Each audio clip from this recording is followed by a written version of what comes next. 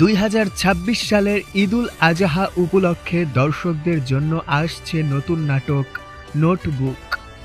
নাটকটি পরিচালনা করছেন সাজ্জাদ হোসেন বাপ্পি। রোমান্স, আবেগ আর ভিন্নধর্মী গল্পে নির্মিত এই নাটকে জুটি বেঁধে অভিনয় করছেন জনপ্রিয় অভিনেত্রী কেয়া পায়েল এবং অভিনেতা খায়রুল বাশার।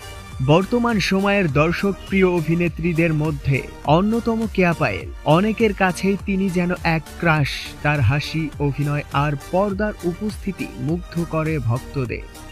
নতুন কোনো নাটকের খবর এলেই দর্শকদের মাঝে তৈরি হয় বাড়তি আগ্রহ, আর কেয়া পায়েল থাকলে সেই আগ্রহ যেন কয়েক গুণ বেড়ে যায়। তার ভক্তরা ইতিমধ্যে নোটবুক নাটকটি দেখার জন্য অপেক্ষায় রয়েছে। দর্শকদের জন্য বিশেষ ঈদ আয়োজন হিসেবে নির্মিত নোটবুক নাটকটি মুক্তি পাবে ঈদুল আজহা 2026-এ।